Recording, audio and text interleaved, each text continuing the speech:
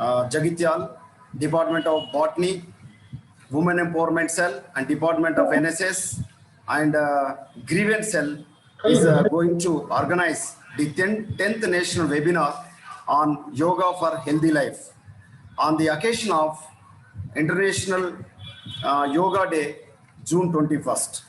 It was proposed by our Honorable Prime Minister of India, Sri Narendra Modi ji, in his speech at the critical in the United Nations General Assembly, that is UNGA, on September 27, 2014. So observed on June 21st every day to spread awareness about the importance and effect of yoga in health of the people. And also in this pandemic situation, irrespective of caste, creed, gender, religion, and each and every living organism, and even though human beings in this stress period, it is very useful for the anxiety, and yoga is also playing a significant role in the psychosocial care and rehabilitation of COVID patients, especially in isolation time and quarantine. It is particularly helpful in allaying their fears and anxiety. So this importance of yoga, our college head of the institution, Dr. Sri Mallaram Srinivas Reddy Garu, instructed to me for conducting this wonderful webinar. So that's why, in collaboration with the Women Empowerment Cell, Grievance Cell, and Women Empowerment and Department of NSS, we are going to combinedly organizing this wonderful webinar, and this is the 10th national webinar we are going to conducting.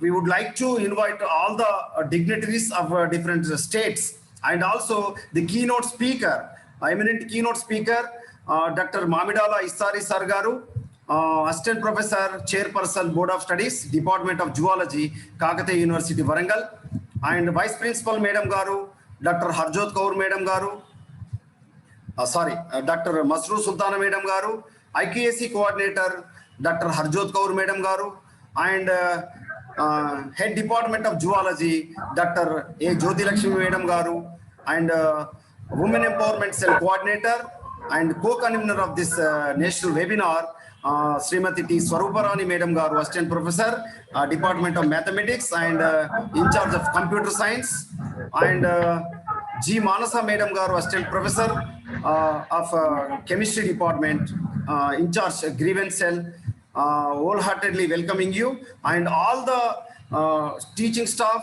and non-teaching staff, our government degree college for women, wholeheartedly welcoming you. Now I would like to invite today's webinar chairperson, Honorable Principal of our Government Degree College for Women, Jagityal, Sri M. Srinivas Reddy Garu. Please give a brief message about our 10th national webinar on yoga for healthy life. Please welcome, sir. Okay, thank you, Padala Tirupati Garu. Welcome to one and all. Hearty, thankful welcome from the British Women Jagityala family. Respected speaker of today, Dr. Mamidala Issari Garu, Chairperson, BOS, Department of Zoology, KU Garu, and respected Vice Principal Garu, and all the organizers, Department of Botany, NSS, Health Club, Women Empowerment Cell, Grievance Cell, and Organizing Committee, Advisory Committee, Technical Team, teaching and teaching staff. Today's this should have conducted on 21st on the occasion of International Yoga Day. Due to an NAC workshop, we have postponed for today. We all know what is yoga.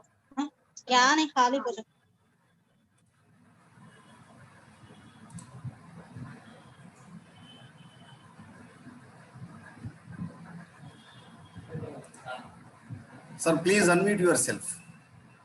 Please unmute yourself. Okay, sir. Please you continue. Yoga was invented in our India, and lot of in olden days, our Maharishis also practiced yoga, and they learned Jalastambha, Vayustambha, like technology through yoga. Today, not only India, across the globe, maximum number of countries realized the importance of yoga, and they are practicing yoga, and they most countries put yoga as a curriculum in their uh, education system also and health system also. So yoga is a gift to the globe, to the world, by our great motherland, India. I assure you, our eminent speaker, Dr. Mamidala Istari Garu, will throw a light and enhance our knowledge to practice yoga to achieve healthy life. During the pandemic, we all the world and mainly Indians are well aware of that. What are the spices and yoga and breathing exercises, just like we are saying Anuloma, Viloma, and Pranayama. What is the importance? Today, these techniques, these shiktas saved many lives in our country, and many people to avoid the effect of COVID. चलिए ये बताइए भैया So, कुछ chapter कौन से चल रहे हैं so I पता है request आपको? our eminent speaker to enlighten. अच्छा करा देंगे आपने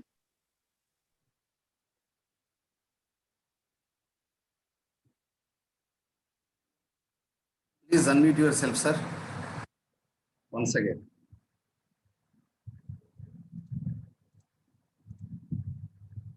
Thank Sir, you, please Dilpal sir. unmute. Over to you. Okay, Thank you, sir. Dilpal Thank you. sir. Over to you. Thank you very much, sir, for this much of encouragement. Just because of your encouragement, we are conducting this type of webinars and contemporary issue-based webinars, and speakers, the eminent speakers of our state and also the other states of our country.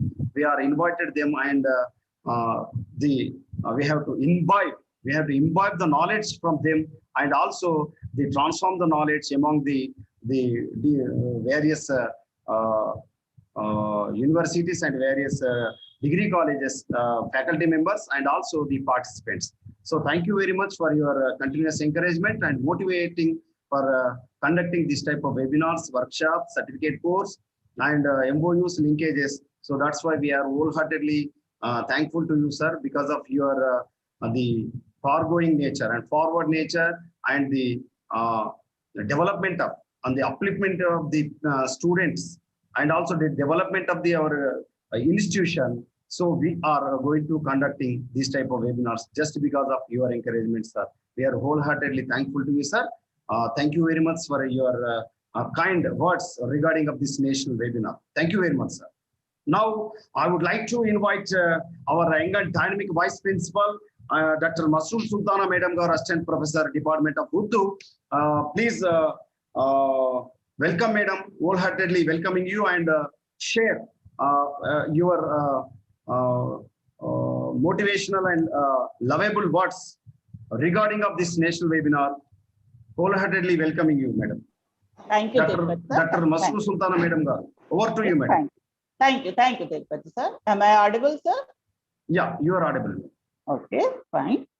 Respected dignitaries of the webinar, participants, and my dear students, good morning, everybody, and a warm welcome to this webinar on Yoga for Healthy Life on the occasion of International Yoga Day, organized by the Women Empowerment Cell and Grievance Cell in association with the Department of Sport. At the outset, I congratulate the organizers, and I wholeheartedly welcome keynote speaker of today's webinar, Sri Dr. Mamidala Istari, Chairperson, Board of Studies, Department of Zoology, Kakatiya University, Warangal, today's webinar. As we all are aware that the purpose of celebrating this day, I mean International Yoga Day, by organizing webinars, seminars, and different activities is to spread the awareness of the positive influences of yoga globally. As the world is navigating fitness and wellness, yoga is the best ancient Indian practice. It's a thousands of years of old Indian body of knowledge and a gift to humanity. Yoga is a system of practice dealing with physical, mental, emotional, and spiritual well-being. It leads to a perfect harmony between mind and body, man and nature, individual consciousness and universal consciousness. Yoga is the medicine for nearly every problem. So as yoga is not just a one-day practice, it is a lifelong commitment. So particularly in this pandemic, to reduce the stress and to improve the immunity, yoga is the best medicine. So I'm sure this webinar will motivate us to practice it. Thank you, sir. Over to Tirupati, sir. Thank you very much, madam. Your motivational and encouraging words, we never forgettable. And also in our college, your continuous motivation and also suggestions is very, very useful for the development of our institutional aspects, and also especially for Department of Botany. We are wholeheartedly thankful to you. We request you, please you continue, please you suggest me to any other suggestions to conduct this type of webinars or seminars or workshops, even the certification course and other useful for our NAC purpose also. Thank you very much, madam, for your regarding of this, your words regarding of this national webinar. Thank you, madam. And now I would like to invite our the rocking madam and one of the dynamic IKSC coordinator of our Women's Degree College, Jagityal, Dr. Harjot Kaur Madam Garu. Please welcome to the session, and please give a brief message regarding of our college activities, even though this national webinar. Over to you, Harjot Kaur Madam Garu. Please unmute yourself. Thank you, Padala Tirupati sir. Am I audible to you, sir? Yeah, exactly. Yeah. Audible, madam. Please. Thank you, sir. On behalf of Government Degree College for Women, Jagityal, IQAC department, as a coordinator of IQAC, I welcome you all, dear participants and dignitaries, and a very warm good morning to one and all. And my heartfelt thanks and bouquet of respect and flowers to the resource person of today, Dr. Istari sir, for kindly accepting our invitation to enlighten us on what yoga is and how beautifully it will help us to keep our immune system, especially during this pandemic, in a better way. So thank you, sir, for accepting our invitation.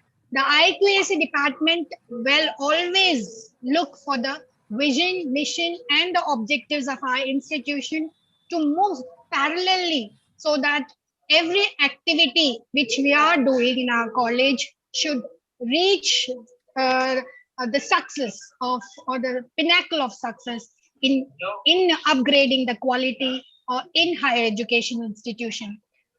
Yesterday, I mean, for the last 2 days, we were having a workshop on how NAC accreditation will help higher educational institutions in our country to improve the standard and the quality, not just attaining the objectives, but in all the 7 criteria given by the NAC team. So we have enlightened, I mean, we have gained much knowledge about this. And when we come to the IQAC department of our college and all the departments, almost all the activities are running parallelly, whether it is webinars, workshops, or quizzes, or when it is coming to research work, publications are being in number. There are books being published by the faculty members. So there's lot. So not just in academic, in curricular, co-curricular, extracurricular activities. We are running in great numbers and we are running towards achieving a good grade in the coming NAC team.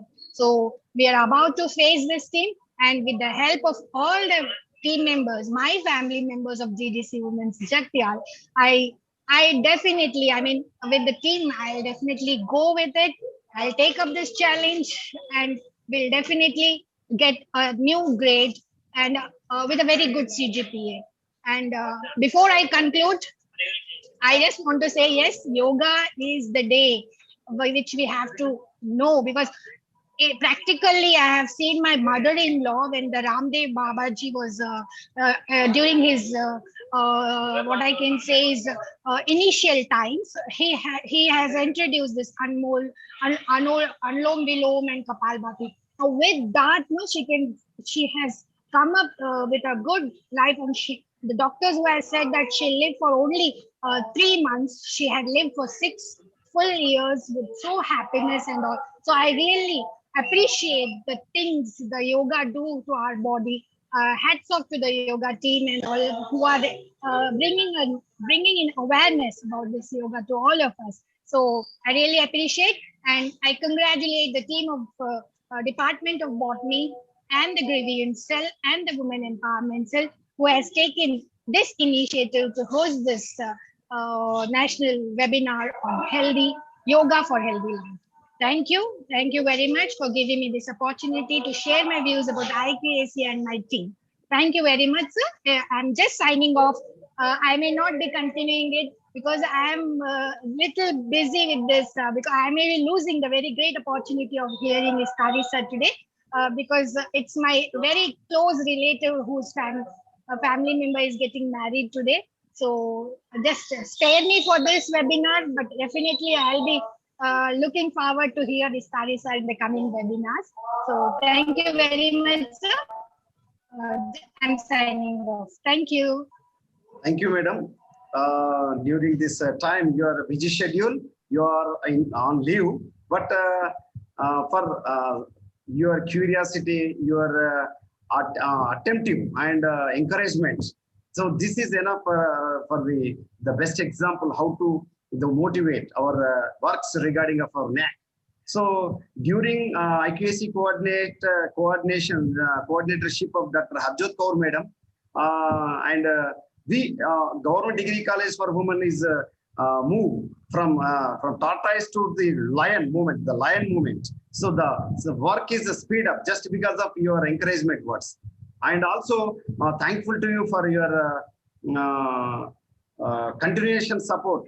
You are not belongs to science, but you are an all-round performance. Not a you are belongs to commerce department, but you are very suitable to give suggestions and examples related to even the research and development, R&D, the publications of the papers. So this much of encouragement and suggestions we never forgettable, madam. And we invitable, we are requesting you to not only on these days, for it is a continuation forever. We please, we hope. Thank you very much, madam. And now I would like to invite Srimati Swarupa Rani Madam Garu, Coordinator, Women Empowerment Cell, and co-convener of this national webinar, Srimati Swarupa Rani Madam Garu, Assistant Professor, Department of Mathematics, and in charge of Computer Science Department. Please welcome, Madam, and give a brief message regarding of this national webinar and also the Women Empowerment Cell. Over to you, Madam. Swarupa Rani Madam. Thank you, Deputy Sir. Am I audible, sir? Yeah, you are audible, Madam. Good morning to one and all. Respected CM Srinivas Reddy Garu, Principal of our college. Respected Dr. Mastu Sultana Garu, Vice Principal of our college. Today's keynote speaker, respected Dr. Mamidala Istari Garu, Chairperson, Board of Studies, Department of Zoology, Kakatiya University, Warangal. Respected Dr. Harjot Kaur Garu, Assistant Professor and IQAC Coordinator.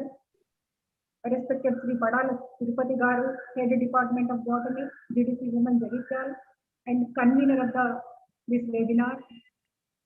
Our respected Dr. A. Jyoti Lakshmi Garu, HOD of Zoology, GDC Women Jagityal. Respected Srimati G. Manasa Garu, Assistant Professor of Chemistry, GDC Women Jagityal, in charge of grievance cell.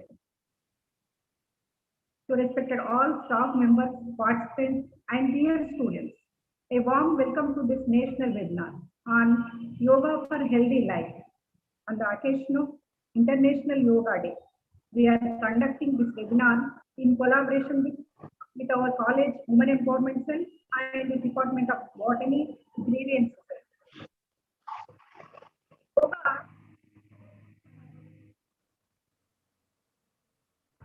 Yoga not only provides physical and mental relaxation, but also develops strength and resilience. Especially in the pandemic period, our mental and physical health is under stress. So, we need to make yoga a regular activity across the globe. Our college Women Empowerment Cell has organized numerous programs which are useful especially for the women student community. With the cooperation of all the faculty members of the college, we have conducted many programs like Savitribai Phule Birth Anniversary Program, International Day for the Prevention of Suicide, Fitness Training Program, Awareness Program on Legal Rights of Women, National Girl Child Day, Telangana Food Fest, International Women's Day, National Webinar on Women Empowerment in collaboration with the Department of Botany and NSS. Women Empowerment Seminar on Education is a Tool for Success. All these extracurricular activities are more helpful in developing mental health and improving confidence of the students. So finally, a special thanks to Principal of the College, Sri M. Srinivas Reddy Garu, and Convener of the program, Sri Padala Tirupati Garu, for great cooperation. Thank you to all the faculty members, and thank you, one and all. Thank you very much, Okay, madam. sir. Thank you very much, madam. Saruparani Madam Garu, the senior faculty of our Government Degree College for Women. She has an very experience and very patience to conduct this type of webinars, and also even though MOUs, certificate course regarding of the student side. So madam has give her services is remarkable services in our Government Degree College for Women Jagityal. So we are very inspirable, madam, your work, just because of your elderly. We are wholeheartedly thankful to you, and also we definitely follow your suggestions, and also you are the role model for the how to the behave, and also how to move in the such a different settings and different times. Thank you very much, madam. And now I would like to invite grievance cell coordinator Srimati Manasa Madam Garu, G. Manasa Madam Garu, Assistant Professor, Department of Chemistry. Please welcome, madam, and over to you. Am I audible, sir? Yeah, you are audible, madam. Good morning to all. Welcome to Madam, this you are national not visible. webinar. Madam, you are not visible. Please. Okay. Okay. Good now. morning to all. Welcome to this national webinar on Yoga for Healthy Life, organized by different departments of our college, that is Government Degree College for Women Jagityal, on the occasion of International Ozone Day. And I thank our principal sir and the other departments for organizing this program. As yoga, all of us know that yoga brings together physical and mental disciplines to achieve a peaceful body and mind. Yoga asanas build strength, flexibility, and confidence among all. As I am the convener of this grievance cell, a brief message I want to give. Grievance cell is mainly meant for student support. The function of the cell is to look into the complaints lodged by any student and resolve the problems. The grievance cell is also empowered to look into the matters of harassment. The main objectives of the grievance cell is to develop a responsive and accountable attitude among all the stakeholders in order to maintain a harmonious atmosphere in the college. Before last year, we organized some awareness program by the help of SHE team, and they given help.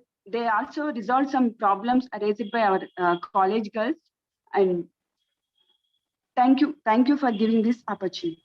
Thank you, sir. Thank you, madam. Thank you, madam. So this is especially meet for the Women Development College, especially Government Degree College for Women Jagityal.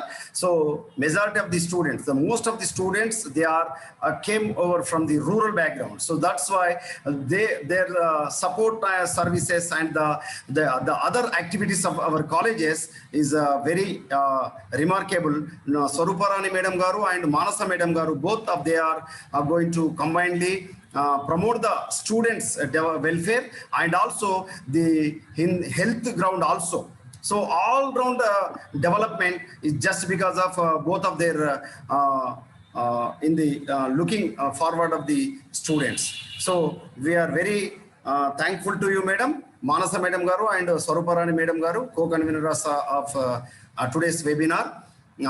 Thank you very much. Now I would like to invite, this is a great moment, the eminent speaker who is the keynote, who is the eminent person of today's national webinar for his introduction.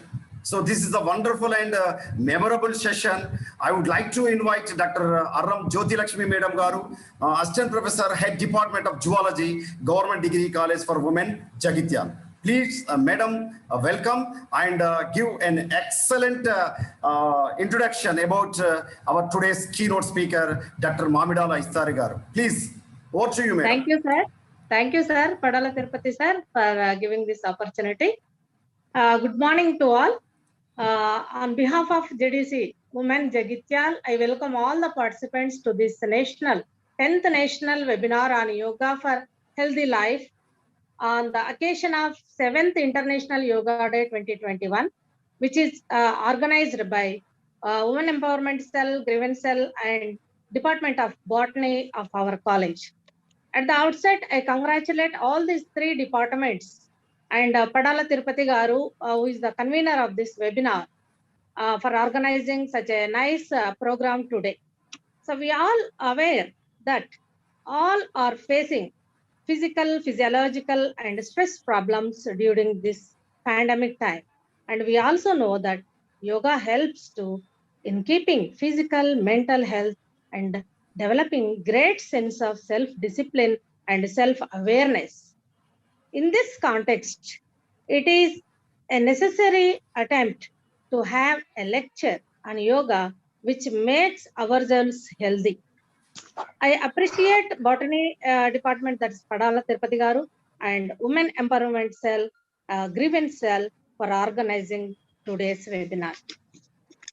It is my privilege and great privilege to introduce our keynote speaker, Assistant Professor Dr. Istari Mamidala, the Chairperson, Board of Studies, Department of Zoology, Kakatiya University, an eminent, dynamic, research-oriented, and best teacher of Department of Zoology, Kakatiya University, Telangana, today before you.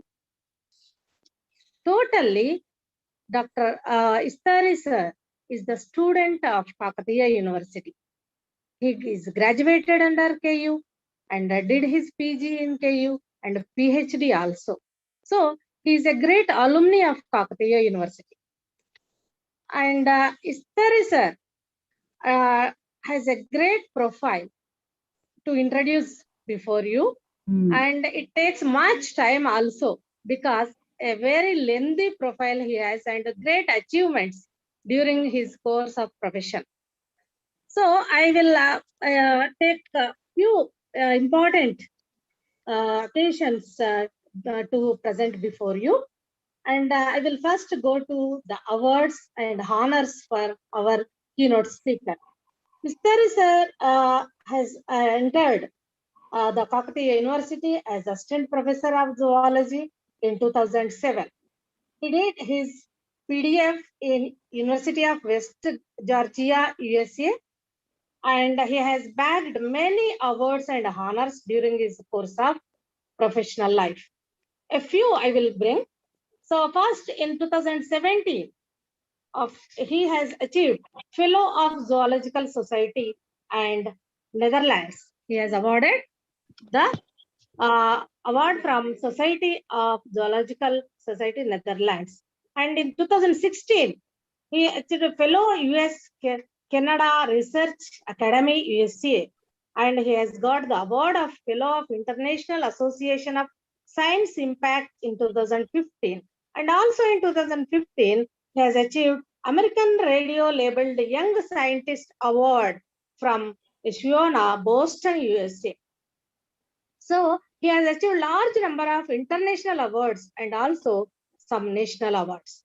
So in 2012, Bharat Jyoti Award he bagged from IIFS New Delhi.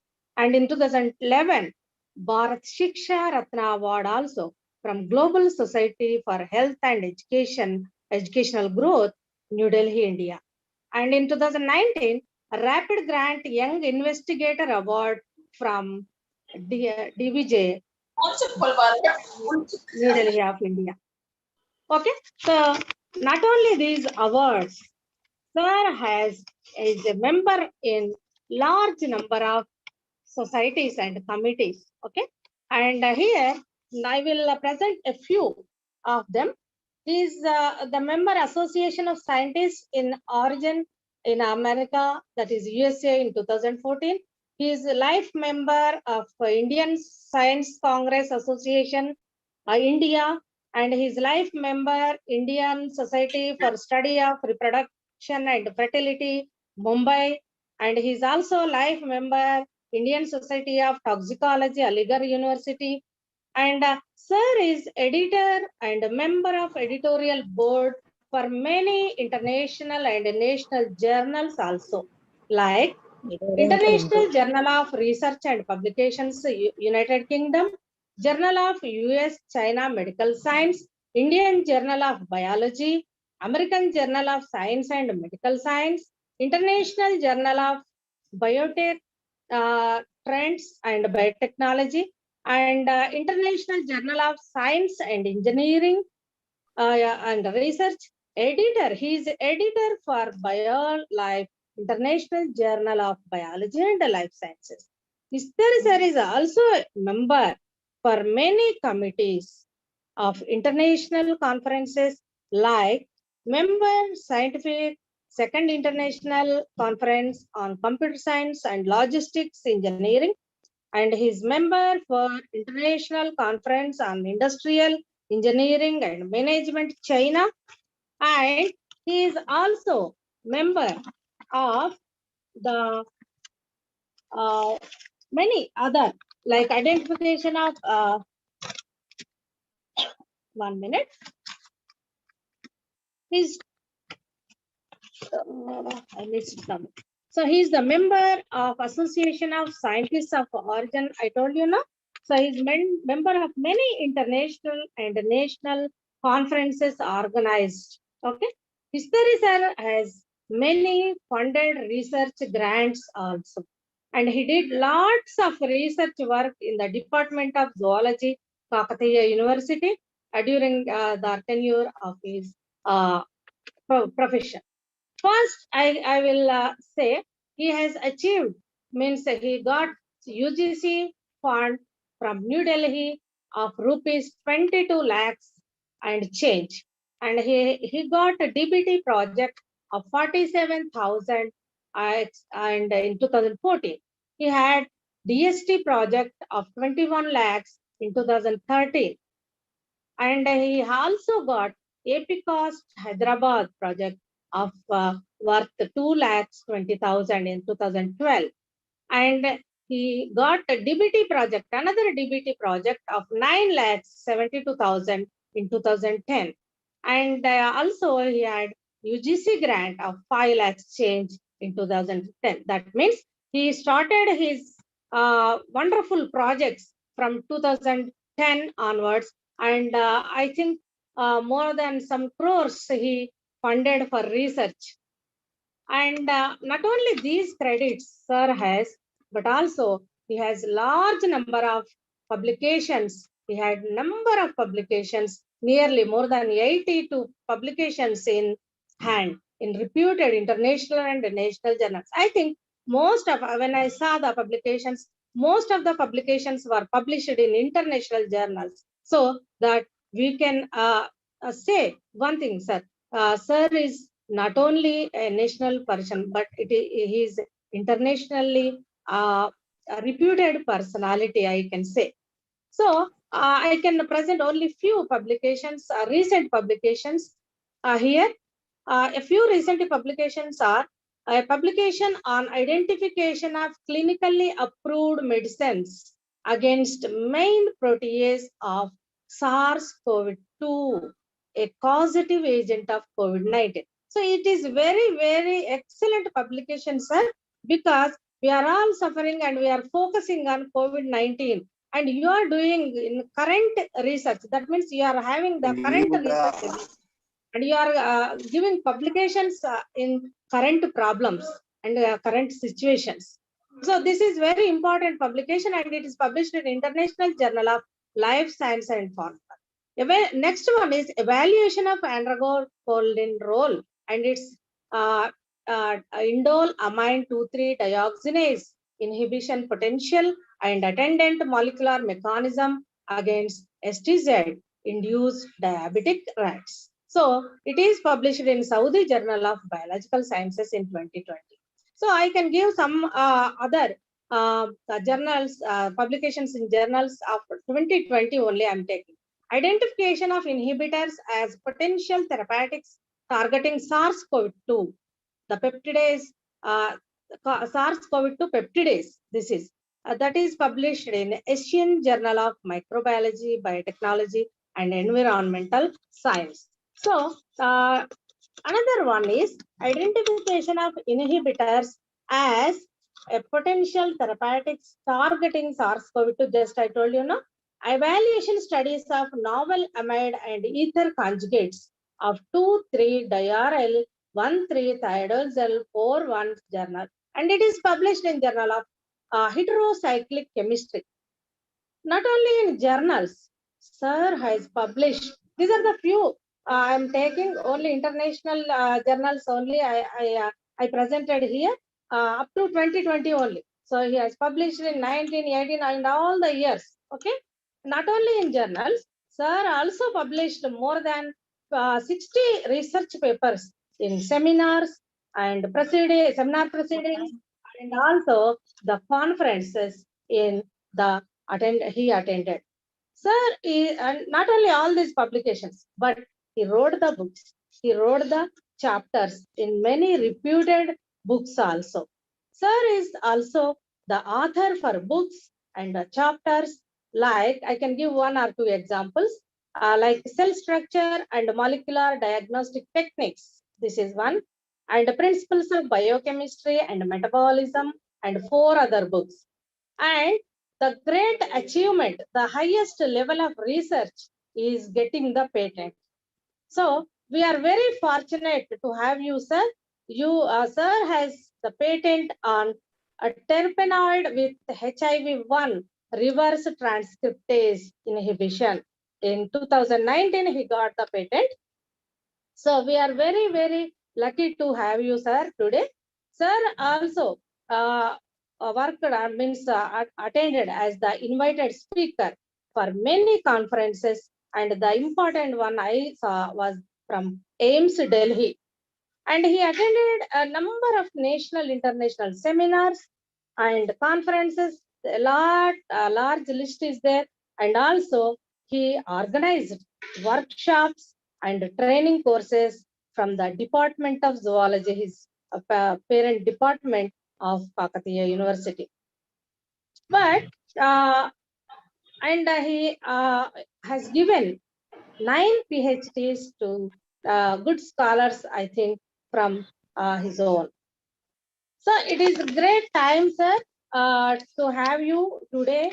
And our mother, you are from our mother department. I did my PhD from the Department of Zoology, and I was in the board in front of our zoology. And I met many times you, and you came to the Women's Degree College, Karimnagar, as a PG examiner when I was working there.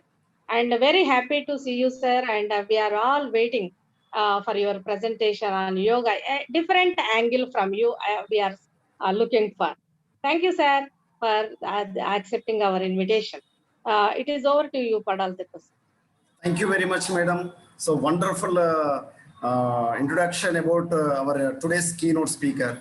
So our keynote speaker is an eminent personality, not only in the field of sciences, especially animal sciences, zoology, but also Sir is an all-round performance, and our Sir shows an integrated personality. So his systematic life is a good example how to live like a legend. Any situation, any problems are occurred. Each and every problem we will take as a challenge. So Sir is a role model for each and every faculty member of this pandemic situation, COVID-19. And Sir has published number of papers. Sir has published number of papers on this pandemic COVID-19. So that's why his continuous research and development in the interest, especially the area of interest, not only in the animal sciences, but also all the fields of sciences, but also in Indian context scenario. Our India is an eminent continent, eminent country for all it is an inspiration. It is an inspiration to all over the world. So India has given the wonderful practicing our day-to-day life activities, that is yoga. So that's why Sir is the best example of this wonderful and systematic life. So that's why we would like to invite today's keynote speaker of today's 10th National Webinar on Yoga for a Healthy Life on the occasion of International Yoga Day, June 21. So we are wholeheartedly welcoming you, sir. Dr. Mamidala Istari Sir Garu, Chairperson, Board of Studies, Department of Zoology, one of the prestigious universities, that is the Kakatiya University, Warangal. Please, sir, over to you. Good morning, sir. Sir, I am audible? Yeah, you are audible, sir. Please, you. So thank you for nice introduction, and also thank you for inviting me to deliver a lecture, sir, on the occasion of International Yoga Day. I would like to speak in Telugu, if you don't mind. Is it okay, sir? No problem, sir. No problem. Any language. Right. So Government Degree College జగిత్యాల్లో నిర్వహిస్తున్నటువంటి ఈ webinar yoga for healthy life అనే వెబినార్కు సంబంధించి principal గారు శ్రీ ఎం శ్రీనివాస్ రెడ్డి గారికి, convener గారు పడాల తిరుపతి గారికి, కో conveners ఈ స్వరూపరాణి, అదేవిధంగా జ్యోతిలక్ష్మి అండ్ మానస గారికి అందరికీ కూడా శుభాకాంక్షలు తెలుపుతూ,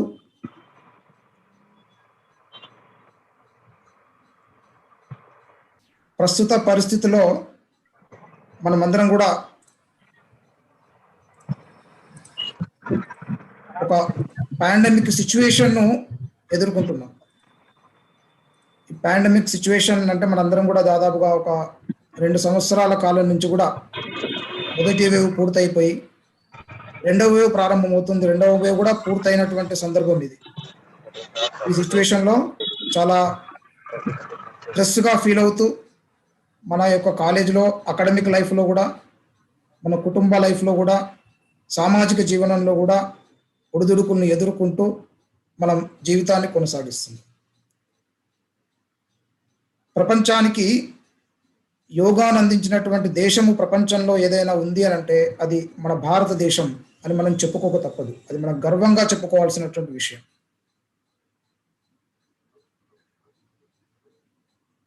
సార్ వీడియో కనబడతలేదు అనుకుంటా కదా సార్ మీకు? Sir, everything okay, sir. Continue. Okay. So మనం మొదటగా అసలు వాట్ ఈజ్ యోగా? మనం పూర్వీకులు మన దేశానికి లేదా ప్రపంచానికి ఇచ్చినటువంటి కొన్ని విషయాలను మరిచిన కారణంగా మనం ఈరోజు కొన్ని సమస్యలను ఎదుర్కోవాల్సి వస్తుంది. ఎటువంటి విషయాలను మనం మర్చిపోయాం. 2 రోజుల ముందరనే మనం గుర్తు చేసుకున్నాం యోగా గురించి. యోగాను దాదాపుగా కొన్ని శతాబ్దాల పాటు మర్చిపోయిన కారణంగా ప్రపంచం అనేక రకాలైనటువంటి విపత్తులను చెవి చూసింది. మనందరికీ తెలుసు. గతంలో ప్లేగుకు సంబంధించినటువంటి వ్యాధులు కావచ్చు, అనేక రకాలైనటువంటి వ్యాధులు కావచ్చు. మనం ఒక కొత్త పదం వింటూ ఉన్నాం, మహమ్మారి అని చెప్పేసి ఒక పదం వింటున్నాం. మొదటగా దీని గురించి కొద్దిసేపు మాట్లాడిన తర్వాత మళ్ళీ మనం యాదృచ్ఛికమైనటువంటి విషయంలోనికి వచ్చేస్తాం. ఏమిటి మహమ్మారి? ఈ పదం ఈ మధ్యన మనం చాలా వింటున్నాం. మనం ఈ మహమ్మారి ఏం చేస్తుంది అంటే మానవ జాతి మీద పగబట్టిందని చెప్పుకోవచ్చు. మనం మానవ జాతి మీద పూర్తిగా పగబట్టి పూర్తిగా మారణ హోమం సృష్టిస్తుంది ఇది. మరి ఇది ఇప్పుడే వచ్చిందా మారణ హోమం? ఇది ఇప్పుడే వచ్చిందా మహమ్మారి అంటే కాదు. ప్రతి యుగంలో వస్తుంది. ప్రతి యుగంలో. ఇది కలియుగంలో వచ్చింది. గతంలో కూడా అనేక రకాల యుగాలు పోయినాయి. త్రేతాయుగం కావచ్చు, ద్వాపర యుగం కావచ్చు, సత్యయుగం కావచ్చు. ప్రతి యుగంలో ఈ మహమ్మారి అనేటటువంటిది వస్తూ ఉంది. మనం ఇప్పుడే ఈ పదం ఈ పేరు అనేటటువంటిది వినలేదు, గతంలో కూడా విన్నాం. మహమ్మారి అనగానే మనకు ఒక దయ్యం గుర్తుకొస్తుంది, లేదా మనకు ఒక భూతం గుర్తుకొస్తుంది, లేదా ఏదో చంపడానికి వస్తుంది మహమ్మారి అని చెప్పేసి గుర్తుకొస్తుంది. కానీ ఒరిజినల్ గా ఈ మహమ్మారి యొక్క మీనింగ్ కనుక మనం ఒకసారి ఆలోచిస్తే పరివర్తన, మార్పు చెందించడానికి వచ్చింది. మనిషిని మార్పు చెందించడానికి వచ్చింది మహమ్మారి. మహాభారతంలో ఒక చిన్న డిస్కషన్ జరుగుతుంది. శ్రీకృష్ణుడికి బలరాముడికి మధ్యన చిన్న డిస్కషన్ జరుగుతుంది. బలరాముడు అంటాడు, కృష్ణ, కేవలం రాజ్యం కొరకు జరుగుతున్నటువంటి సంగ్రామము అవసరమా? కొందరు లక్షల మంది ప్రాణాలు తీసేటటువంటి మహాభారత యుద్ధం అవసరమా అని చెప్పేసి అడుగుతాడు. ఎందుకు ఆ రకంగా అడుగుతాడంటే, బలరాముడు కౌరవుల పక్కన యుద్ధం చేస్తుంటాడు, అర్జునుడు, శ్రీకృష్ణుడు వీళ్ళందరూ ఒక పక్కన యుద్ధం చేస్తుంటారు. ఆయనకు తెలుసు శ్రీకృష్ణుడి పక్కన ఎవరైతే ఉన్నారో వాళ్ళు విజయం సాధిస్తారు, నేనేమో కౌరవుల పక్కన ఉన్నా, కాబట్టి యుద్ధాన్ని ఆపేటటువంటి ప్రయత్నం చేద్దామనేటటువంటిది ఆయన యొక్క కోరిక. శ్రీకృష్ణుడితో ఆ రకంగా మాట్లాడతాడు. శ్రీకృష్ణుడు వేస్తాడు. శ్రీకృష్ణుడు అంటాడు కదా, నేను కావాలని మహాభారత యుద్ధాన్ని జరుపుతున్నాను. ఈ మహాభారత యుద్ధంలో ధర్మం యొక్క విజయం అనేటటువంటిది జరుగుతుంది. దేని మీద ధర్మం యొక్క విజయం జరుగుతుంది? అధర్మం మీద ధర్మం యొక్క విజయం జరుగుతుంది. ఎందుకు చేస్తున్నాను ఈ పని అనంటే, ఈ భూమి మీద అత్యంతమైనటువంటి దారుణ పరిస్థితులు మనకు కనబడుతున్నాయి. దారుణ పరిస్థితులను నువ్వు చూస్తున్నావు అని చెప్పేసి అంటాడు శ్రీకృష్ణుడు. అంటే ఆ యుగంలోనే ఆడవాళ్ళను చాలా నీచంగా చూసేటటువంటి ఒక సంఘటనలు ఆ యుగంలో జరిగాయి. ప్రేమ, గౌరవం అనేటటువంటి విషయాలు తెలియదు ఆ రాజ్యంలో. ఒక స్త్రీని ఆట వస్తువుగా అక్కడ మనుషులు చాలా క్రూరంగా చూశారు. అప్పుడు బానిసత్వం నడిచింది. మహారాణి అని కూడా చూడకుండా ఒక నిండు సభ లోపట వివస్త్రను చేశారు. రాజు యొక్క అహంకారము చాలా పెరిగిపోయింది. దొరికిన వాళ్ళని దొరికినట్టు చంపేసి రాజ్యాలు లాగేసుకున్నారు. అటువంటి ఒక అత్యంతమైనటువంటి దారుణమైనటువంటి పరిస్థితి ఈ రోజు నువ్వు చూస్తున్నావు. కాబట్టి నేను మొత్తం క్లీన్ చేయదలుచుకున్నాను, ఈ యొక్క అధర్మాన్ని పూర్తిగా నాశనం చేయదలుచుకున్నాను అని చెప్పేసి అన్నాడు. అప్పుడు బలరాముడు అంటాడు, దీని కొరకు అనవసరంగా మనం అన్నదమ్ములమైన మనం ఎందుకు కొట్టుకోవడము? దీని కొరకు మీరు మహమ్మారిని నిద్రలేపొచ్చు కదా అని చెప్పేసి అంటాడు. అంటే మహమ్మారి అనే పదం ఇప్పుడు కాదు, మహమ్మారి అనే పదం ఆ మహాభారత కాలంలోనే ఆయన వాడాడు బలరాముడు. మహమ్మారిని నిద్రలేపొచ్చు కదా అంటాడు. అంటే అప్పుడున్నటువంటి దాంట్లో మహమ్మారి అని అంటే ఒక శక్తి, అది మంచి కావచ్చు, అది చెడు కావచ్చు. ఒక వ్యక్తి మరణం కూడా ఒక అద్భుతమైనటువంటి శక్తి, ఒక వ్యక్తి జననం కూడా ఒక అద్భుతమైనటువంటి శక్తి. మహమ్మారికి ముందు వెనుక తెలియదు, మహమ్మారికి ముందు వెనుక తెలియదు. మహమ్మారి వస్తుంది, మొత్తం క్లీన్ చేసుకుంటూ పోతుంది. కాబట్టి నేను మహమ్మారిని సృష్టించలేదు అని శ్రీకృష్ణుడు చెప్తాడు. నేను సృష్టించాను, నేను చేయాల్సింది క్లీన్ కాదు, నేను చేస్తున్నాను గ్రీన్ చేస్తున్నాను అంటాడు. అంటే నేను భవిష్యత్తు తరాలకు నవీన బీజాలు నాటుతున్నా అని చెప్పేసి అంటాడు. అంటే అధర్మాన్ని రూపమాపి ధర్మాన్ని ప్రతిష్ఠించాలనేటటువంటి ప్రయత్నం నేను చేస్తున్నాను అని అంటాడు. ఒకవేళ మహమ్మారిని కనుక నేను నిద్ర లేపితే మంచి చెడు మొత్తం భూస్థాపితం అయిపోతుంది. అందుకు కేవలం అధర్మాన్ని రూపుమాపడానికి నేను ఈ గ్రీన్ ప్రోగ్రామ్ను పెట్టేశాను. కాబట్టి నేను యుద్ధం జరిపిస్తున్నాను. కాబట్టి ఒక భవిష్యత్ తరాలకు ఒక మంచి యుగాన్ని నేను ఇవ్వదలుచుకున్నాను అని చెప్పి శ్రీకృష్ణుడు ఆయనతో అంటాడు. ఆయనతో అన్న వెంబడే మనకు మహాభారతం పూర్తయిన తర్వాత ఒక నవీన యుగం అనేటటువంటిది ప్రారంభమైంది, కలియుగం. అప్పుడు మొట్టమొదటి రాజు కలియుగం ప్రారంభం కంటే అంటే మహాభారత సంగ్రామం అయిపోయిన తర్వాత. నేను ఈ ఫ్లాష్ బ్యాక్ మీకు ఎందుకు చెప్తున్నానంటే, మనం చేసినటువంటి తప్పులను మనం ఒకసారి ఆలోచించి సవరించుకోకపోతే ఇటువంటి మహమ్మారులు కాలగర్భం లోపట భవిష్యత్తు లోపట ఎన్నో వస్తాయి. మన భవిష్యత్ తరాలను నాశనం చేసేటటువంటి అవకాశం ఉంటుంది. గతంలో మనము ప్లేగు వ్యాధి చూసాం, గతంలో మశూచి చూసాం, గతంలో క్షయవ్యాధి చూసాం, కొందరు కోట్ల మంది చనిపోయారు. కాబట్టి మహాభారత సంగ్రామం అయిపోయిన తర్వాత శ్రీకృష్ణుడు ద్వారా పరీక్షితుడు అంటే అర్జును యొక్క మనవడు పరిషితుడు రాజ్యాన్ని స్థాపించాడు. ఆ తర్వాత జనమేజయుడు రాజ్యాన్ని స్థాపించాడు. ఆయన కాలంలోనే మనకి ఇప్పుడు ఏవైతే పురాణాలు ఏవైతే చదువుతున్నామో అవన్నీ కూడా ఆయన కాలంలో పండితులతో గుర్తించినటువంటి చర్చ సందర్భంగా వచ్చినటువంటి సబ్జెక్ట్స్. కాబట్టి ఆ రోజు నుంచి నవీన యుగం అనేటటువంటిది ప్రారంభమైంది అని చెప్పేసి శ్రీకృష్ణుడు చెప్తాడు. మరి ఈ రోజు కనుక చూస్తే ఆ రోజు ఆ రకమైనటువంటి ఒక పరిపాలన, మరి ఈ రోజుకు ఉన్నటువంటి తేడా, ఈ రోజు జంతువులకు కూడా హక్కులు ఉన్నాయి. ఒక పావురాన్ని పట్టుకుంటే మనకు శిక్ష ఉంటుంది, ఒక కుందేలును అడవికి పట్టుకుంటే కనుక మనకు శిక్ష ఉంటుంది, ఒక జింకను చంపితే ఈరోజు ఉరిశిక్ష వేస్తారు. ఇది నవీన యుగంలో ప్రస్తుతం జరుగుతున్నటువంటిది. ఒక సెలబ్రిటీ అడవిలో వెళ్ళి వేటాడి జింకలను పట్టుకొని కాల్చుకు తింటే ఈరోజు కోర్టు ఆయనను తీసుకొని వచ్చి పనిష్మెంట్ చేసేటటువంటి ఒక రకమైనటువంటి చట్టాలు ప్రస్తుతం మన దేశంలో ఉన్నాయి. మన దేశంలో కాదు, ప్రపంచంలో అంతటా ఉన్నాయి. మరి ఈ చట్టాలు ఇవి మన యొక్క ప్రవర్తనకు అనుగుణంగా ఈ చట్టాలు జరుగుతున్నాయా లేదా అమలు అనేటటువంటిది జరుగుతుందా? అది జరగడం లేని కారణంగా మహమ్మారి అప్పుడప్పుడు నిద్రలేస్తూ క్లీన్ చేస్తూ పోతుంది.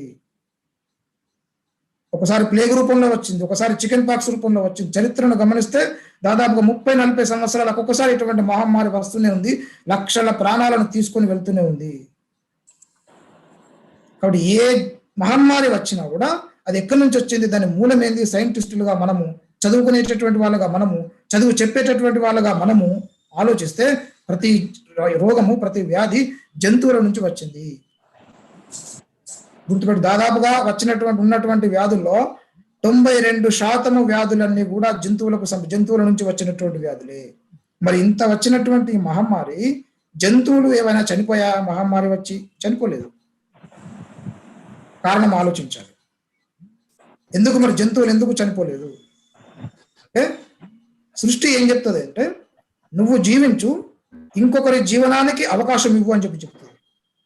కానీ మనం సృష్టిలో ఉన్నటువంటి అత్యద్భుతమైనటువంటి ఒక జాతి, 84 లక్షల జీవరాశుల్లో అత్యద్భుతమైనటువంటి ఒక జాతి మానవ జాతి. ఈ మానవ జాతి జీవిస్తున్నది, కానీ ఇంకొకరి జీవనానికి అవకాశం ఇవ్వడం లేదు. ఎప్పుడైతే ఇంకొక దానిని జీవించడానికి అవకాశం ఇవ్వడం లేదో అప్పుడు ఇటువంటి మహమ్మారులు సృష్టిలోపట వస్తూనే ఉంటాయి, వస్తూనే ఉన్నది. అది చరిత్ర చెబుతుంది. ఇది మనం మర్చిపోలేనటువంటి నిజం. ఉదాహరణ చెప్తాను మీకు. ఆస్ట్రేలియాలో ఒక 3 years బ్యాక్ కారు చిచ్చు రగిలింది. కారు చిచ్చు రగిలి అటవీ మొత్తం కాలిపోతుంది. దాంట్లో ఉన్నటువంటి ఆటవిక ప్రాణులు మొత్తం నాశనం అయిపోతున్నాయి.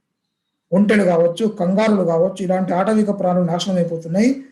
ప్రతి దేశం వాళ్ళు టీవీలో చూస్తూ కూర్చున్నారు తప్ప ఎవ్వరు కూడా అక్కడ వాటిని రక్షిద్దాం అనేటటువంటి ఒక సహాయక కార్యక్రమాన్ని కూడా చేపట్టలేదు. నీళ్లు తాగుతున్నటువంటి ఒంటలు కొన్ని లక్షల ఒంటలు, కొన్ని లక్షల కంగారులు ఆ రోజు ఆ మంటకు బలైపోయినాయి. దాదాపుగా ఒక రోజుకి ప్రస్తుతం ఇప్పుడు లెక్కను చూస్తే ఒక్క రోజుకు 300 కోట్ల జంతువులు ఈ రోజుకు చనిపోతున్నాయి. కూడా గుర్తుపెట్టుకోండి, 300 కోట్ల జంతువులను మనం చంపుతున్నాం ఒక్కరోజు ప్రపంచంలో. ఇంకా ఇప్పుడు ఈ సమయంలో కరోనా సమయంలో ఎక్కువ కావచ్చు, ఎందుకంటే చికెన్ తినాలి అనుకుంటూ చికెన్ తిని ఆదివారం అక్కడ మార్కెట్కి వెళ్తే చికెన్ పెద్ద లైన్ ఉంటుంది మనకి. ఇంకా సంఖ్య పెరుగుండొచ్చు ఇంకా అప్పటికంటే.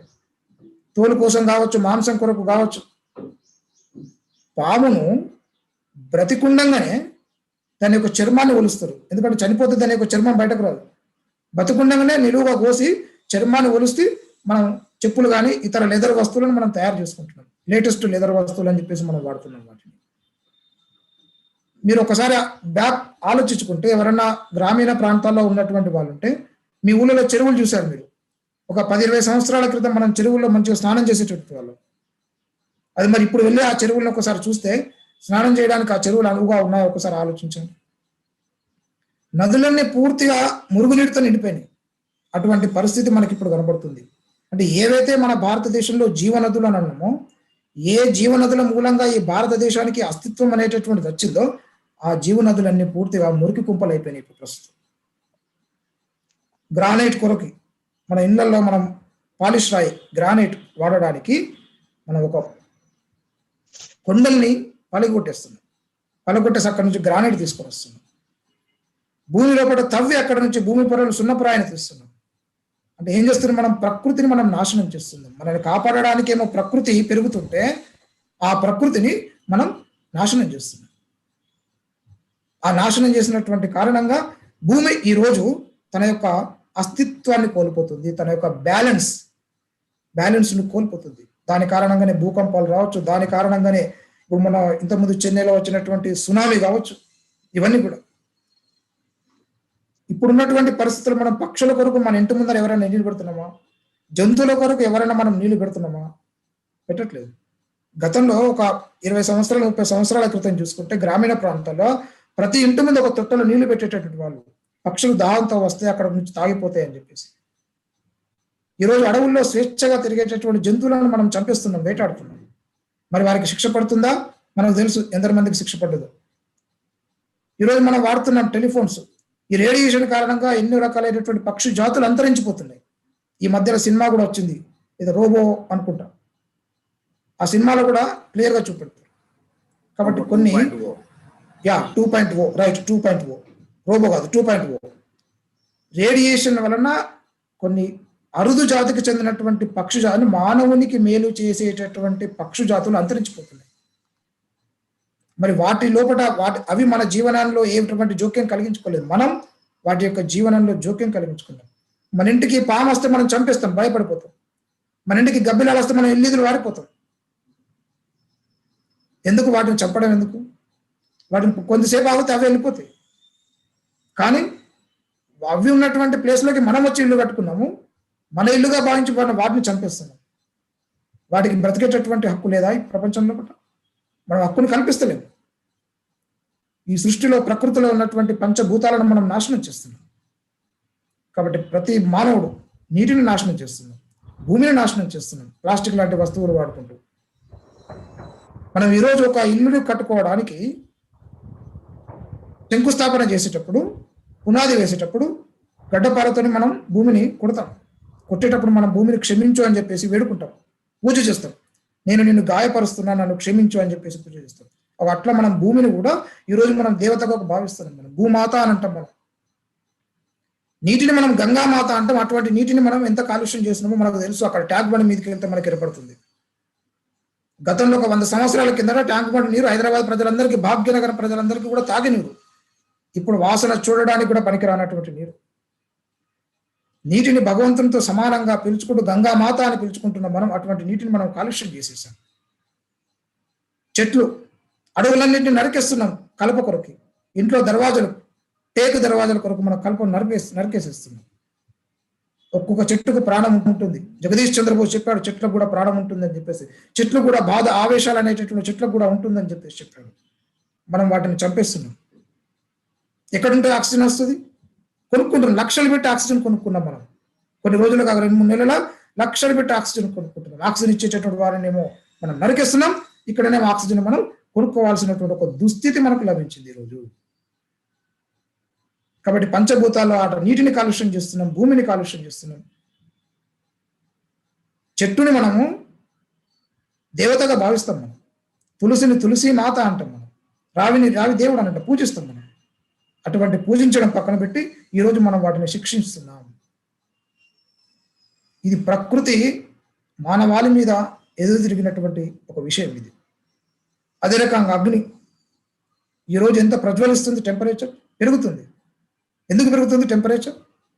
మనం వాడేటటువంటి వాహనాలు కావచ్చు, మనం వాడేటటువంటి ఇంట్లో వాడేటటువంటి వివిధ రకాలైనటువంటి ఐటమ్స్ కావచ్చు, కార్బన్ డైఆక్సైడ్ యొక్క టెంపరేచర్ పెరుగుతుంది గ్లోబల్ వార్మింగ్ కారణంగా. విమానాలు కావచ్చు, రాకెట్లు కావచ్చు. దీని మూలంగా అక్కడ ఉన్నటువంటి ఆర్కిటికా, కాశ్మీర్ ఈ ప్రాంతంలో ఉన్నటువంటి మంచు కరిగి ప్రవాహ రూపంలో మనకు వరదల రూపంలో రావడం మనం చూస్తూనే ఉన్నాం. అట్లా అగ్నిని మనం నాశనం చేసాం. ప్రకృతి ప్రసాదించినటువంటి ఆకాశాన్ని కూడా మనం వదిలిపెట్టలేదు. ఇంకా ఈరోజు కొత్తగా ఆకాశంలో అక్కడ ఒక అంతరిక్ష టవర్ ఒకటి ఏర్పాటు చేసి అక్కడ ఇల్లు కట్టేసుకొని ఉంటామని చెప్పేసి కూడా అంటున్నారు. ఆకాశాన్ని కూడా మనం వదిలేదు. ఆకాశంలో ఎన్నో రకాలైనటువంటి కలుషితమైనటువంటి వాయువులను, ఓజోన్ పొరను పూర్తిగా ధ్వంసం చేసి పడేసాం. ఇట్లా పంచభూతాలు ఏవైతే మన మానవ జాతికి రక్షణగా ఉన్నాయో వీటిని మానవుడే నాశనం చేసుకుంటున్నాడు. కాబట్టి ఈరోజు ఆత్మ పరిశీలన చేసుకోవాల్సినటువంటి అవసరం మనకున్నది. 100 ఎకరాల చెట్లను ఈ రోజు మనం టేకు పేరుతో మనం నరికిస్తున్నాం. సస్యశ్యామలమైనటువంటి ఒక వాతావరణాన్ని ఈ రోజు మనం తీసేస్తున్నాం. కాబట్టి చెట్టు కూడా నేను ఎందుకు శిక్ష అనుభవించాలని చెప్పి చెట్టు కూడా కోరుకుంటుంది, ఒక జంతువు కూడా కోరుకుంటుంది. నేను ఫలానా మానవుని నేను ఏమనలేదు కదా, నేను ఎందుకు శిక్ష అనుభవించాలి అని చెప్పేసి ఆ జంతువు కూడా కోరుకుంటుంది. కాబట్టి ఇది కూడా ప్రతి ఒక్క అంటే నేను చేయలేదు కదా అని కాదు, ఈ మానవ సమూహం, మానవ జాతి యొక్క దాని కిందకి వస్తుంది. ఒక్క మానవుడు చేసినా కూడా మానవ జాతికి ఆ పాపము, ఆ యొక్క పరిహారం అనేటటువంటిది ఖచ్చితంగా అనుభవించాల్సినటువంటి అవసరం ఉంటుంది. మరి దీనికి పరిష్కారం ఏంటి? జాగ్రత్తలు తీసుకోవాల్సినటువంటి జాగ్రత్తలు ఏంటి? మహమ్మారి నుంచి తప్పించుకోవడానికి ఎందరో మంది సెలబ్రిటీలు చనిపోయారు, మనందరికీ తెలుసు. శరీరాన్ని కాపాడుకుంటే బాగుంటుందా? చాలా ఇమ్యూనిటీ కలిగినటువంటి వస్తువులు తింటే బాగుంటుందా? ఆహార పదార్థాలు. ఈ రోజు ప్రతి చిన్న పిల్లవాడు తెలుసు ఇమ్యూనిటీ అంటే, తెలిసిపోయింది ఈ మహమ్మారి కారణంగా. ఏమేమి తినాలి, ఏమేమి టాబ్లెట్లు వేసుకోవాలి, బలంగా ఉండాలంటే తెలిసిపోయింది అందరికీ. కానీ అది కాదు మనకు కావాల్సింది. మనం తీసుకోవాలని జాగ్రత్త ఈ శరీరాన్ని కాకుండా శరీరాన్ని నడిపించేటటువంటి శక్తి ఏదైతే ఉందో ఈ శక్తిని నిద్రలేపాలా, ఈ శక్తిని చైతన్యవంతం చేయడా, ఈ శక్తిని చైతన్యవంతం చేసేటటువంటి ఒకే ఒక మార్గము యోగా మార్గం. ఆ మార్గాన్ని మనం వదిలే కారణంగా ఈ రోజు మనం ఈ దుస్థితిని మనం చెవి చూస్తున్నాం. ఆ చైతన్యాన్ని మనం నిద్రలేపాల్సినటువంటి అవసరం ఉంది. మనందరికీ తెలుసు ఈ శరీరం బాగుంటే సరిపోతుంది కదా అని అనుకుంటాం మనం. మరి ఎందరో మంది సెలబ్రిటీస్ మన ఈ సందర్భంగా చనిపోయారు. మరి వాళ్ళకు తినడానికి తిండి లేక చనిపోయారా? వాళ్ళకు పీల్చుకోవడానికి ఆక్సిజన్ లేక చనిపోయారా? లేదు కదా. కాబట్టి తినడానికి తిండి ఉన్నప్పటికీ, ఏది తినాలో ఉన్నటువంటి పదార్థాలు ఉన్నప్పటికీ కూడా, మంచి మంచి విఐపి డాక్టర్స్ ఉన్నప్పటికీ కూడా పెద్ద వాళ్ళు కూడా ఈ వ్యాధికి బలైపోయారు. కేవలం శరీరం ముఖ్యం కాదు, గుర్తుపెట్టుకోండి. శరీరంగా నడిపించేటటువంటి ఏదైతే చైతన్యం ఉన్నదో ఆ చైతన్యం అనేటటువంటిది మనకు ముఖ్యం. ఆ చైతన్యమే అన్నమయ కోశం, ఆ చైతన్యమే ప్రాణమయ కోశం, ఆ చైతన్యమే మనోమయ కోశం, ఆ చైతన్యమే విజ్ఞానమయ కోశం, ఆ చైతన్యమే ఆనందమయ కోశం. ఈ 5 కోశాలు మన యొక్క శరీరాన్ని రక్షిస్తూ ఉన్నాయి. కానీ మన యొక్క ఆహారపు అలవాట్ల వలన ఈ 5 కోశాలను మనం పూర్తిగా తీసివేస్తున్నాం. దీని కారణంగా ఇటువంటి మహమ్మారి మనల్ని తుడిచివేసేటటువంటి సందర్భం. మరి ఏ రకంగా వీటిని మనం రక్షించుకోవాలి? ఇది చాలా ఇంపార్టెంట్. 2021 జూన్ నెల ఇప్పటి నుండి గనక మనం ఈ యోగా దినం నుంచి గనక మన లోపల పరివర్తన గనక రాకుంటే ఈ మహమ్మారి యొక్క లిస్టులో తప్పకుండా ఈ మానవ జాతి చేరిపోతుంది, తప్పకుండా మనం చేరిపోతాం. ఈ పరివర్తన అనేటటువంటిది ఈ జూన్ 21 నుంచి మన యోగా డే ఏదైతే ఉందో ఆ యోగా డే నుంచి ఇప్పుడున్న ప్రారంభం కావాలి. ఎందుకంటే గతం గురించి మనకు ఏం తెలుసో ఏం తెలియదు. కనీసం ఇప్పుడైనా కూడా దాదాపుగా మనం ఏ రకంగా మన యొక్క శరీరాన్ని చైతన్యవంతం చేసుకోవాలి, ఈ యోగా అనేటటువంటి ప్రక్రియ. ఏవైతే నేను ఈ రక్షణ కొరకు శరీరం కాదు కావాల్సింది, శరీరాన్ని నడిపిస్తున్నటువంటి ఈ 5 కవచాలు, పంచకోశాలు ఏవైతే చెప్పానో, ఈ పంచకోశాలకు రక్షణ కావాలి. ఈ రక్షణ ఎలా సంపాదిస్తాం మనం? ఈ రక్షణ ఎలా సంపాదిస్తాం మనం? 5 విషయాలను కనుక మనం ఒకసారి నెమరు వేసుకుంటే తెలిసినటువంటి విషయాలు, కానీ నెమరు వేసుకోవాలా, వాటిని ఇంప్లిమెంట్ చేసుకోవాలా, వాటిని సాధించాలా. ఈ 5 కోశాలు అనేటటువంటి బలపడతాయి. తత్కారణంగా ఇటువంటి మహమ్మారులు ఎన్ని వచ్చినా మనకి ఇబ్బంది. నంబర్ 1 ఉదారత. ఉదారత. ఒక పక్షి మన ఇంటి ముందుకు వచ్చింది, దాన్ని ఉదారత చూపిస్తాం. పాము ఇంటి ముందుకు వచ్చింది, దాన్ని ఉదారత చూపిద్దాం. చంపేయడం కాదు. దాని ప్లేస్లోకి మనం వచ్చాం కదా. జంతువుల పట్ల, మనుషుల పట్ల, అన్ని ప్రాణుల పట్ల, ఇంటికి వచ్చినటువంటి బిచ్చగాని పట్ల కూడా ఒక ఉదారత అనేటటువంటి మనం చూపించాల్సినటువంటి అవసరం ఉంది. ఈ గుణము మన యొక్క ప్రాణమయ కోశాన్ని బలం చేస్తుంది. గుర్తుపెట్టుకోండి. ఏ జీవికి కూడా పొరపాటున హాని కలిగించాలనేటటువంటి ఆలోచన మనసులో కూడా రానివ్వకుండా ప్రయత్నం చేయాలి. అది ఉదారత. ఇది మన యొక్క ప్రాణమయ కోశాన్ని బలంగా చేస్తుంది. రెండవది కరుణ. ఈ కరుణ యొక్క కాంతి మన శరీరంలో ప్రవహిస్తున్నారు. చంపబడుతున్న జీవుల పట్ల కరుణ కనబడాల. ప్రతి మనసులో పట్ల ఆ కరుణ అనేటటువంటిది ఉండాలి. మనకు కరుణ ఉంటుంది, కానీ దాన్ని మనం బయట వ్యక్తీకరిస్తలేము మనం. కానీ బయటకు వ్యక్తీకరించాలి. అప్పుడే ఈ కరుణ అనేటటువంటి కాంతి మన శరీరంలో పట్ల వెదజల్లుతుంది. ఇది మన యొక్క మనోమయ కోశాన్ని కాంతివంతం చేస్తుంది. మూడవది దయ. ఇది దయ కూడా, దయాగుణం అనేటటువంటి ఎప్పుడు ప్రవహిస్తూ ఉండాలి. అశోకునిలాగా. అశోకుడు ఏం చేశారంటే యుద్ధాలు చేసి ఒకరోజు శవాల గుట్టలు చూశాడు. గుట్టలు చూస్తే వెంటనే అతనిలో పరివర్తన వచ్చేసింది, దయాగుణం వచ్చేసింది. ఆ రకమైనటువంటి దయాగుణం అనేటటువంటిది రావాలి. నాలుగవది సేవ.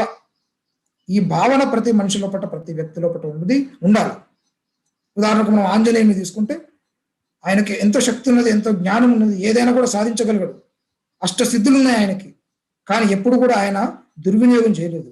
ఆయన తన జీవిత కాలం కూడా పూర్తిగా సేవ చేశాడు, భగవంతునికి పూర్తిగా సేవ చేశాడు. ఇది మనిషి తెలుసుకోవాల్సింది. ఐదవది క్షమ. ఇది చాలా ముఖ్యమైనటువంటిది. క్షమాగుణం. తప్పు చేసినటువంటి వాడిని క్షమించేటటువంటి ఒక గుణము, ఇది చాలా ముఖ్యమైనటువంటిది. ఈ 5 కవచాలు, ఈ 5 గుణాలని గనక ప్రతి మానవుడు ఇంప్లిమెంట్ గనక చేసుకున్నట్లయితే ఈ 5 కోశాలు శరీరంలో చాలా దృఢంగా ఉంటాయి. కోట్ల ప్రాణాలు ఈ రోజు కొరకు కావచ్చు, ఆహారం కొరకు కావచ్చు చంపబడుతుంది. సరదా కొరకు కూడా చంపబడుతుంది. ఉదారంగా ఉండాలి మనం తోటి మానవుల పట్ల, కరుణతో ఉండాలి మనం జంతువుల పట్ల, దయతో ఉండాలి మనం పేదవాడి పట్ల. సేవ చేయాలి, మొక్కలు నాటాలి, అభాగ్యులకు సేవ చేయాలి, క్షమించాలి. నిన్ను బాధించేటటువంటి వారిని కూడా క్షమించేటటువంటి గుణం ఉండాలి. ఈ గుణాలు కనుక మనం అలవర్చుకుంటే, వీటిని మనం పంచమహాయజ్ఞాలు అని అంటాం. ఈ పంచమహాయజ్ఞాలను కనుక మనం చేసినట్లయితే ఇటువంటి మహమ్మారులు ఎన్ని వచ్చినా కూడా మనం గెలుపు. ఈ పంచమహాయజ్ఞాలు మనం యోగాలో చెప్పబడ్డాయి. మనం ఏదైతే యోగా అంటున్నామో, ఈరోజు ప్రతి ఒక్క వీధికి యోగా దుకాణాలు ఉన్నాయి. ప్రతి ఒక్కరు యోగా నేర్పించేటటువంటి వాళ్ళు ఉన్నారు. ప్రతి ఒక్కరు నేర్పిస్తున్నారు యోగా అంటే. ఏం నేర్పిస్తున్నారు? యోగా లోపల ఆసనాలు నేర్పిస్తున్నారు, ప్రాణాయామం నేర్పిస్తున్నారు, వదిలేస్తున్నారు. ఆసనం యొక్క ఉపయుక్తి ఏంది, ఆసనం యొక్క ఉపయోగం ఏంది, ప్రాణాయామం యొక్క ఉపయోగం ఏంది, వీటి యొక్క వివరణ ఎక్కడ మనకు కనపడతలేదు. యోగా అంటే కేవలం ఆసనాలు, ప్రాణాయామాలు కాదు. మన యోగా అంటే మనందరికీ తెలుసు పతంజలి మహర్షి గురించి. సార్ వినపడుతుంది అందరికీ? చాలా వినపడుతుంది sir. Please continue. Right. Yoga అంటే మనందరికీ తెలుసు పతంజలి మహర్షి గురించి. పతంజలి ఏం చెప్పాడు? యోగా లోపట అష్టాంగ నియమాలు చెప్పాడు. ఆయన యోగ సూత్రాలు రాశాడు, అష్టాంగ నియమాలు చెప్పాడు. ఏంది అష్టాంగ నియమాలు? యమ, నియమ, ఆసన, ప్రాణాయామ, ప్రత్యాహార, ధారణ, ధ్యాన, సమాధి. ఈ రకమైనటువంటి 8 చెప్పాడు యోగా అంటే. కానీ ఈరోజు కేవలం 2కే పరిమితం అయిపోయాం మనం. ఆసనాలు, ప్రాణాయామం, ఇంతకే పరిమితం అయిపోయాం. ఈ రెండిటికి మధ్యలో ఉన్నటువంటి ఈ రెండిటికి పరిమితం మాత్రం మనం యోగాను పూర్తిగా సాధించుకోలేము. మొట్టమొదటిగా సాధించాల్సింది యమ, నియమ. ఈ రెండింటిని మనం సాధించాలి. అంటే యమలో 5 గుణాలు చెప్పాడు, నియమలో 5 గుణాలు చెప్పాడు. ఈ 10 గుణాలు గనక మనిషి నేర్చుకుంటే, మనిషి సాధిస్తే ఆ తర్వాత మూడవది మనం రెగ్యులర్ గా చేసేటటువంటి ఆసనం ఏదైతే ఉందో ఇది మనం పర్ఫెక్ట్ గా 100% చేయగలుగుతాం. లేకుంటే ఇప్పుడు చేసేటటువంటి ఆసనాలు ఏవి కూడా మనకు ఉపయోగాన్ని ఇవ్వవు. గుర్తుపెట్టుకోండి. ఎందరో మంది ఆసనాలు చేస్తున్నారు, అయినా కూడా వ్యాధులు రానే వస్తున్నాయి. ఎందుకు అనంటే యమ నియమాలు లేని కారణంగా. ఇంతకుముందు నేను చెప్పినటువంటి యమము అంటే 5 గుణాలు. సత్యం కావచ్చు, అహింస కావచ్చు, బ్రహ్మచర్యం కావచ్చు, అస్థేయం కావచ్చు, అపరిగ్రహం కావచ్చు. సత్యం అంటే ఎప్పుడే సత్యాన్ని పలకడం. అహింస అంటే హింసాత్మక చర్యల నుంచి బయటపడడం. బ్రహ్మచర్యం అంటే ఎప్పుడు మధ్య మార్గాన్ని అవలంబించడం. అస్థేయం అంటే ఇతరుల పట్ల అసూయ ఉండకపోవడం. ఇతరుల పట్ల ఎప్పుడు అసూయనే, వాడు బయటకు పోవద్దు, కాలు బట్టి కిందికి లాగేయాలి, అసూయ ఉండకపోవడం. అపరిగ్రహం మనది కానిది మనం ముట్టుకోకపోవడం. మనది కాదు మనం ముట్టుకోవడం మనకు ఉన్నటువంటి గుణమే. కాబట్టి ఈ 5 గుణాలను దాటాలి. మనం దాటితే తప్ప మనం ఆసనం రాదు. ఇది యమ అంటాడు పతంజలి మహర్షి. అదేవిధంగా నియమం గురించి చెప్పాడు ఆయన. ఆ నియమంలో 5 విషయాలు చెప్పాడు. మళ్ళీ శౌచము, సంతోషము, స్వాధ్యాయము, తపస్సు, ఈశ్వర ప్రణిధానం. అంటే శరీరాన్ని, పరిసరాలను శుచిగా శుభ్రంగా ఉంచుకునేటటువంటి శౌచ గుణం. మనస్సును ఎల్లప్పుడూ ఉల్లాసంగా ఉత్సాహంగా ఉంచుకునేటటువంటి సంతోషం. చక్కటి ఆధ్యాత్మిక గ్రంథాలను, నైతిక విలువనిచ్చేటటువంటి గ్రంథాలను చదవడం స్వాధ్యాయం. నిద్రాహారాదులను క్రమక్రమంగా తగ్గిస్తూ ఉండడం, జివ్వ చాపల్యాన్ని తగ్గిస్తూ ఉండడం, కామ కోరికలను తగ్గిస్తూ ఉండడం, ఇది తపస్సు. అంతా ఈశ్వరమయమే ప్రపంచమంతా, ప్రతి జీవిలోప్పుడు కూడా భగవంతుడు ఉన్నాడు అనేటటువంటి భావనతో మెలగడము ఈశ్వర ప్రణిధానం. ఇలా యమలో ఉన్నటువంటి 5 గుణాలు, నియమలో ఉన్నటువంటి 5 గుణాలు గనక మనిషి ఎప్పుడైతే తన యొక్క అనుభవంలోకి తీసుకొచ్చుకుంటాడో అప్పుడు మాత్రమే ఆసన సిద్ధి అనేటటువంటిది లభిస్తుంది. అప్పుడు నువ్వు పర్ఫెక్ట్ గా ఆసనాలు వేయగలుగుతావు. ఏదైతే మనం యోగా డే రోజు వేస్తున్నామో ఆ ఆసనాలు, ఈ ఆసనాలు పర్ఫెక్ట్ గా వేయగలిగినప్పుడే నువ్వు ప్రాణాయామం చేయగలుగుతావు, ప్రాణాన్ని నిరోధించగలుగుతావు. కొద్దిసేపు పీల్చకుండా, కొద్దిసేపు వదలకుండా, ఉచ్ఛ్వాస నిశ్వాసలు, పూరక రేచకాలు లేకుండా కేవలం కుంభక స్థితిలో కొద్దిసేపు ఉంచగలుగుతావు. ఆ కుంభక స్థితిలో ఉన్నప్పుడే నీ యొక్క జీవిత కాలం అనేటటువంటి పెరుగుతుంది. మనం అందరం సైన్స్ కాబట్టి, ఇక్కడ ఉన్నటువంటి వాళ్ళందరికీ అవసరం కాబట్టి నేను ఒక విషయం చెప్పి యోగా నుంచి బయటకు వచ్చి వేరే విషయం చెప్పుకుందాం. ఎప్పుడైతే మనం ప్రాణాయామంలో కుంభక స్థితిలో ఉంటామో దీని గురించి ఎవరు చెప్పారు మనకి. కానీ యోగ శిఖోపనిషత్తు కనుక చదివితే మనకు ఒరిజినల్ గా ప్రాణాయామంలో ఉన్నటువంటి ఒక నిగూఢమైనటువంటి సత్యం ఈ రోజు మనకు తెలుసుకునేటటువంటి ప్రయత్నం చేస్తాం. కుంభకం అంటే ఉచ్ఛ్వాస నిశ్వాసము లేకుండా ఉండగలిగేటటువంటి స్థితి. మనం రెగ్యులర్ గా ఉచ్ఛ్వాసం నిశ్వాసం తీసుకుంటున్నాం. ఉచ్ఛ్వాస నిశ్వాసాలు తీసుకుంటున్నామంటే మన ఆయువు దగ్గరకు వస్తుంది అని చెప్పేసి అర్థం. వీటిని ఆపితే ఆయువు అలాగే ఆగిపోతుంది. ఆయుష్ ఎంత అంటే 70 సంవత్సరాలు 80 సంవత్సరాలు కాదు. ఆయుష్ ఎంత అంటే కొన్ని లక్షల శ్వాసలు, శ్వాసల సంఖ్య ఆయుష్. ఇక్కడ గుర్తుపెట్టుకోండి. మన యొక్క జీవిత కాలము ఎంత అంటే పలానా సంవత్సరాలు కాదు. మన యొక్క జీవిత కాలం దేని మీద ఆధారపడి ఉంటుంది? వాయువు మీద ఆధారపడి, శ్వాస మీద. శ్వాస అంటే ఆయువు, ఆయువు అంటే ఆయుష్. దాని మీద అంటే మనం పీల్చుకునేటటువంటి ఉచ్ఛ్వాస నిశ్వాసాల మీద మన యొక్క జీవిత కాలం ఆధారపడి ఉంటుంది. నిమిషానికి 16 సార్లు తీసుకునేటటువంటి మానవుడి యొక్క జీవితము 100 సంవత్సరాలు, 80 సంవత్సరాలు, 120 సంవత్సరాల వరకు ఉంటుంది. అంతకంటే మించి ఉండదు. ఎప్పుడైతే నువ్వు ఆ యొక్క శ్వాసక్రియ యొక్క సంఖ్యని తగ్గిస్తావో, 16 నుంచి 12కు, 12 నుంచి 8కి వస్తావో నీ యొక్క జీవిత కాలం పెరుగుతుంది. తాబేలు తీసుకుంటే నిమిషానికి 4 సార్లు శ్వాసిస్తుంది, 300 సంవత్సరాలు బతుకుతుంది. కుంభక ప్రక్రియను కనుక మనం అభ్యాసం చేస్తే ఉచ్ఛ్వాస నిశ్వాసాలను యొక్క వేగాన్ని తగ్గించి కుంభకం యొక్క వేగాన్ని పెంచి అభ్యాసం కనుక చేస్తే జీవిత కాలం పెరుగుతుంది. ఇది ప్రాణాయామం యొక్క అదృశ్య శక్తి. ఇది ప్రాణాయామం యొక్క అసలు రహస్యం. ఇది అలా ఆసనాలు చేసిన తర్వాత ఇటువంటి ప్రాణాయామం ద్వారా మనం మన యొక్క జీవిత కాలాన్ని మనం పెంచుకోగలుగుతాం. మరి ప్రాణాయామం చేసినంత మాత్రాన సరిపోతుందా? పతంజలి చెప్పలేదు, సరిపోలేదు చెప్పలేదు. దీని తర్వాత ఇంకొకటి చేయాలి. ప్రాణాయామం తర్వాత ప్రత్యాహారం చేయాలి. ప్రత్యాహారం అంటే మనది కానిది మనం తీసుకోవద్దు. ఏదైతే సృష్టిలో అసత్యమో దాని వైపు వెళ్లకుండా సత్యం వైపు వెళ్ళడము. ఇంద్రియాలు ఏవైతే ఉన్నాయో ఇంద్రియాలు ఎప్పుడు మనల్ని లాగుతూ ఉంటాయి. ఇంద్రియాల వైపు వెళ్ళకుండా సత్య వస్తువు ఏదైతే ఉందో సత్య వస్తువు వైపు, సత్యం వైపు వెళ్ళడము. ప్రత్యాహారము, త్యాగం చేయడము. ఇది ప్రత్యాహారం. ధారణ, ఒక వస్తువు మీద ఒకే రకమైనటువంటి ఒక నిశ్చితమైనటువంటి బుద్ధిని కలిగి ఉండడము ధారణ. ధ్యానం, కొంతసేపు ఆ వస్తువును ధారణలాగా ఉంచితే కొద్దిసేపు మనం ఎటువంటి మనసు లోపల సంకల్ప వికల్పాలు లేకుండా నిశ్చల స్థితి లోపల ఆలోచన రహితంగా మనం ఉండగలుగుతాం. ఇది ధ్యానం. ఇది ఇక ఆ ధ్యానం గనక మనం సాధ్యమైతే ఆ తర్వాత అది సమాధి స్థితికి మారిపోతుంది. ఈ సమాధి స్థితిలో కూడా మానవుడు పూర్తిగా పరిపూర్ణుడవుతాడు. ఈ రకమైనటువంటి యోగాను పతంజలి మహర్షి చెప్తే మనం కేవలం ఆసన ప్రాణాయామాలు చేసుకుంటూ వదిలేస్తున్నాం. యమ నియమాలను వదిలేసినటువంటి కారణంగానే ఈరోజు ప్రకృతి అనేటటువంటి తన యొక్క రూపాన్ని మానవునికి చూపిస్తుంది. మరి ఎవరు ప్రవేశపెట్టారు యమ నియమం అంటే? ఎవరు ఈ ప్రపంచానికి ఈ యోగ శాస్త్రాన్ని ఇచ్చినటువంటిది ఏదైనా దేశం ఉంది అంటే ప్రపంచంలో అది మన భారతదేశం. కేవలం యోగ శాస్త్రమే కాదు, అబ్దుల్ కలాం అటువంటి మహానుభావుల్ని ప్రపంచానికి పరిచయం చేసింది ఈ దేశం. ప్రపంచంలోనే ఈ దేశ ప్రజలను తన ఎత్తుకు కలిసి సగర్వంగా భరతమాత పుత్రుడిగా గుర్తింపజేసేటటువంటి ఒక మహా దేశభక్తుడి దేశంలో పుట్టాడు. 1998 1998లో ప్రపంచ దేశాలు చైనా, రష్యా, జపాన్, అమెరికా ఇలాంటి దేశాలు అణువస్త్రాలతో మన దేశాన్ని భయపెడుతూ ఉంటే మనం దానికి ఏమి తీసిపోము అనేటటువంటి పద్ధతిలో ఈ దేశానికి పృథ్వీ, ఆకాశ, అగ్ని, క్షిపణి ఇటువంటి క్షిపణులను తయారు చేసి 1998లో ఈ దేశాన్ని అణ్వస్త్ర దేశంగా మార్చి అటువంటి ఒక దివ్యమైనటువంటి పురుషుడు ఎవరైనా ఉన్నారంటే ఆయన అబ్దుల్ కలాం అని చెప్పేసి మనం చెప్పుకోవచ్చు.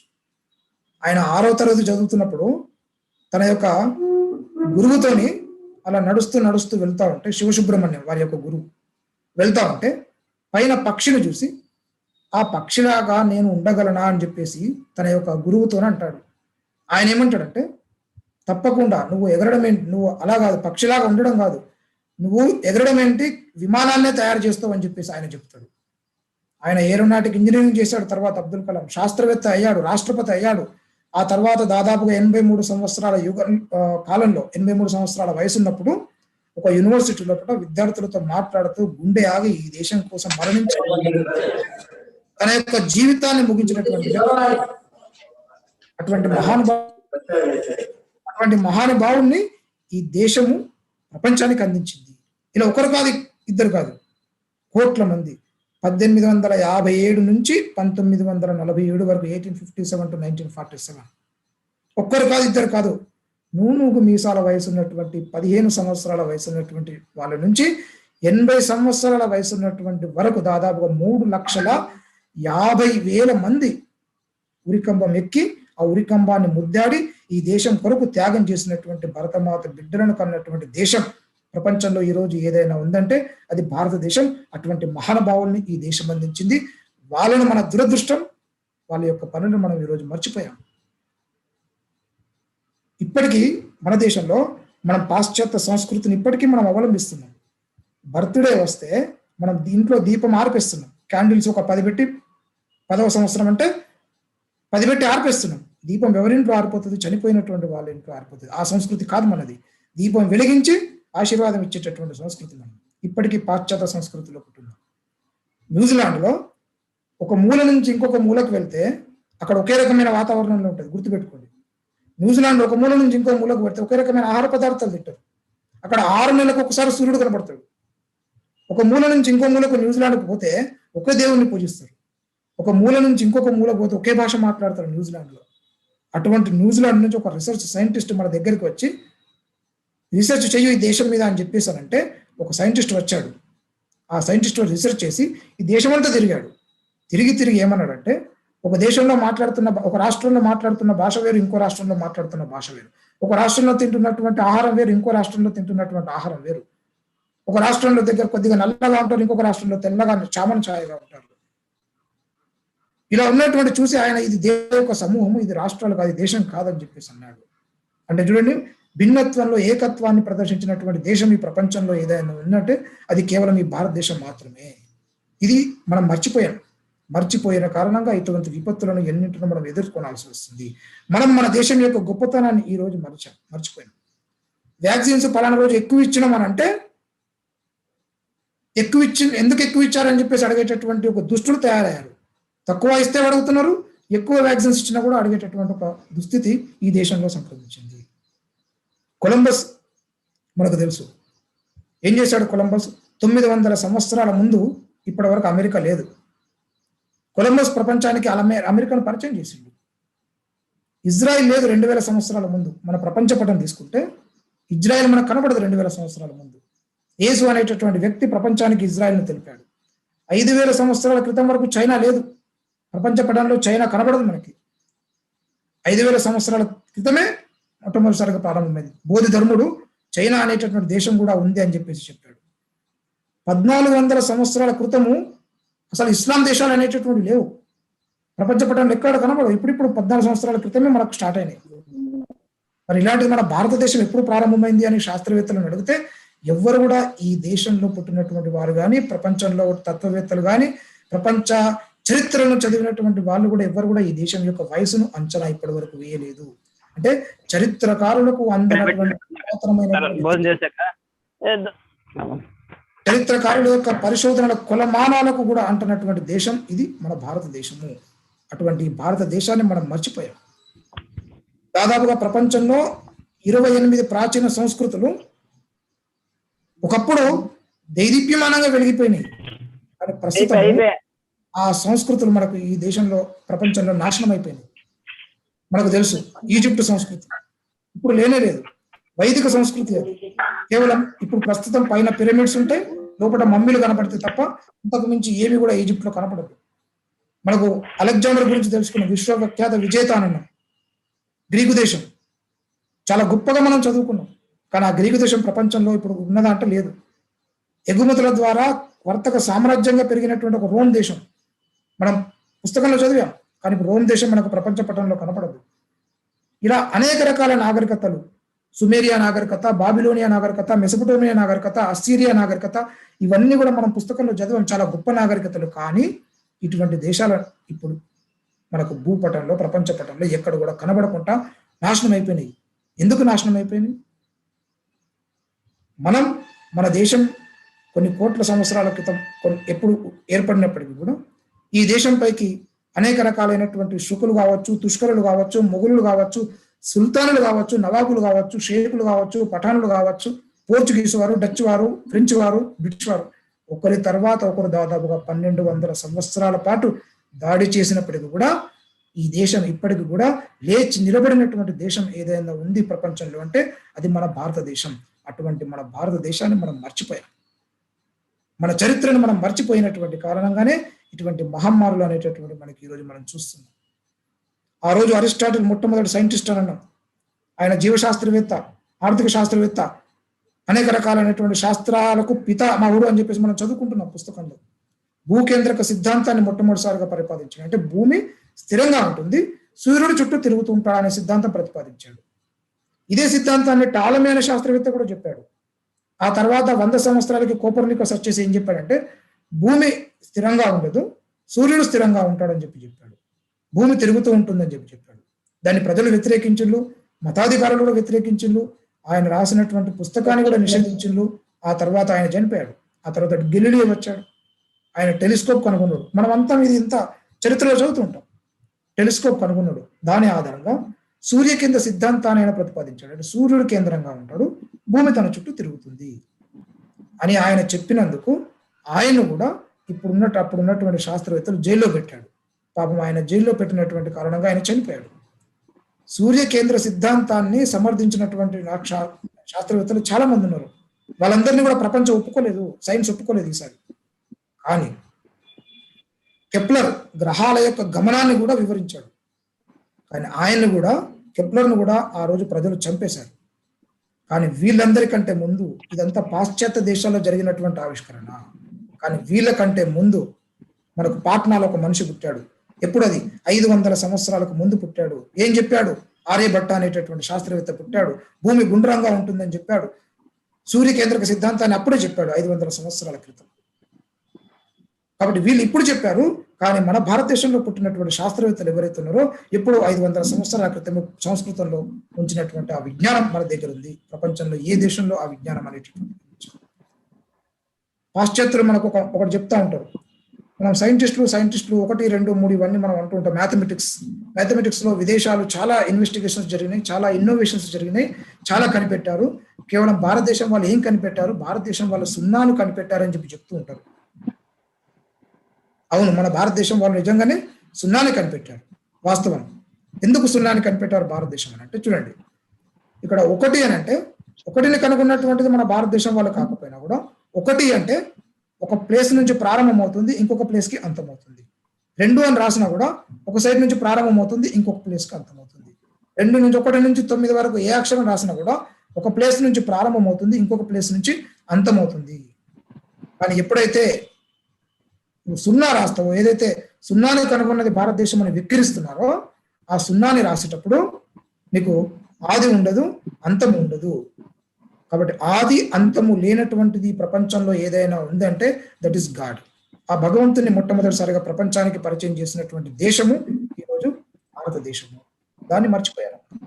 అటువంటి భారతదేశంలో పుట్టినటువంటి స్వామి వివేకానంద అమెరికాకు పోయినటువంటి సందర్భంగా ఒక యువతి నన్ను పెళ్లి చేసుకోండి, నీలాంటి నన్ను పెళ్లి చేసుకోండి అని చెప్పేసి అంటే ఆయన చెప్తాడు, అమ్మ నువ్వు నా తల్లిలాగున్నావు, ఒకవేళ నాలాంటి కుమారుడు నీకు కావాలనుకుంటే నన్నే కుమారుణ్ణి అనుకో అని చెప్పేసి స్వామి వివేకానంద చెప్తాడు. ఆయన ఆశ్చర్యపోతుంది ఆ యువతి.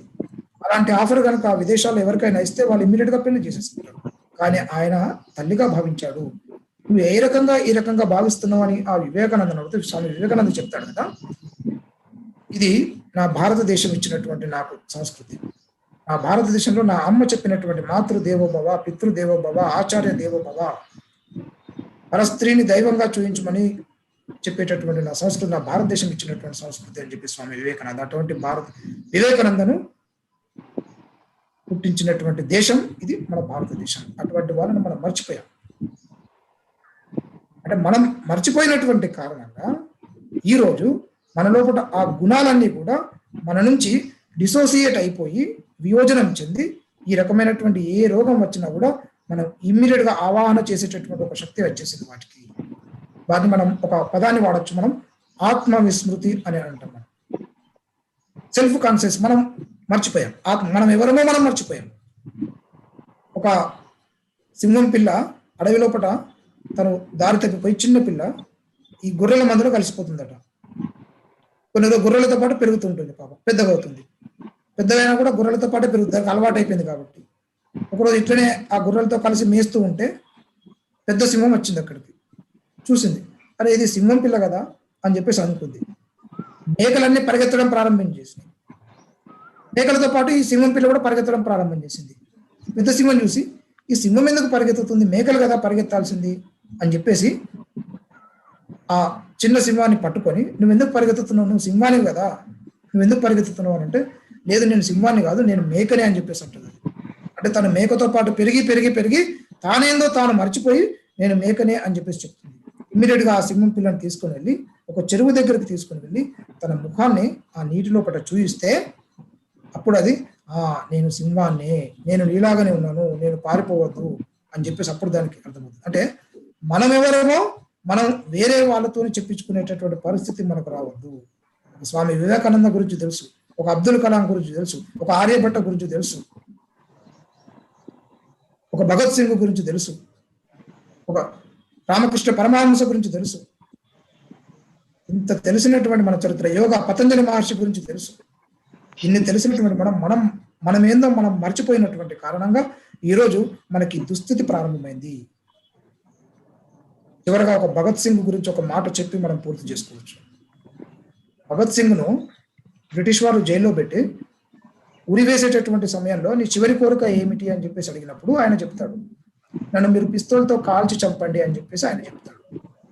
వాళ్ళు అనుకుంటారు కదా, ఈయనకు చనిపోయేటటువంటి సమయంలో ఏదో పిచ్చి పట్టినట్టున్నది, అనవసరంగా ఉరివేస్తే నొప్పి లేకుండా మనిషి ఒక క్షణంలో చనిపోతాడు, పిస్తోల్తో కాలిస్తే బాధతో చనిపోతాడు, ఈ బాధ అనవసరంగా ఆయనకు ఎందుకు, అలా ఎందుకు పిచ్చి కోరిక కోరుతున్నావు అని చెప్పేసి అడుగుతారు. అడిగితే ఆయన చెప్పినటువంటి సమాధానం ఏంటంటే, నన్ను గనక మీరు ఉరి తీస్తే నా యొక్క ప్రాణాలు గాలిలో కలిసిపోతాయి, చివరి క్షణంలో నేను ఈ భూమిని అంటుకోను, గాలిలో నా శరీరం వేలాడుతుంది.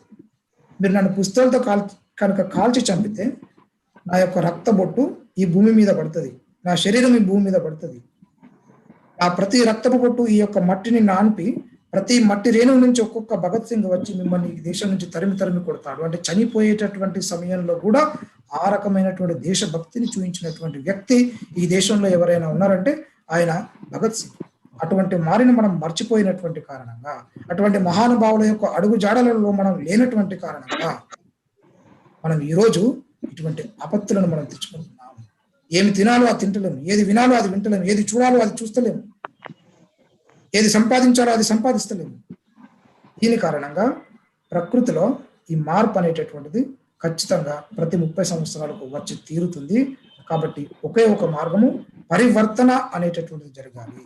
ఈ పరివర్తన ఇప్పటికైనా కనుక మనం ఆలోచించుకోకపోతే ఈ మహమ్మారి కాదు, ఈ మహమ్మారి అంతం పొందవచ్చు కాక తర్వాత ఎప్పటికైనా ఈ రూపం కాదు వేరే రూపంలో పైన కూడా వచ్చి తిరిగి ఇదే రకమైనటువంటి ఒక ప్రాసెస్ జరిగేటటువంటి అవకాశం ఉంటుంది. కాబట్టి ఇప్పటికైనా మనం మర్చిపోయినటువంటి ఏదైతే ఉందో దీన్ని మన జీవితానికి మనం అప్లై చేసుకుని ఈ పరివర్తన గనక వస్తే అప్పుడు మనం ఈ సృష్టిలో విజేతలుగా మనం నిలుస్తాం. ఆ రకమైనటువంటి ప్రయత్నం మనం అందరం కూడా చేద్దామని చెప్పేసి ఆశిస్తూ నాకు ఈ అవకాశం ఇచ్చినటువంటి వాళ్ళందరికీ కూడా ధన్యవాదాలు తెలుపుతూ ముగిస్తున్నాను. Thank you sir. సార్ ఎవరైనా ఏదైనా సందేహాలు అడగచ్చు, సందేహాలు ఏదైనా ఉంటే అడగచ్చు సార్, ఏదైనా ఇబ్బంది లేదు.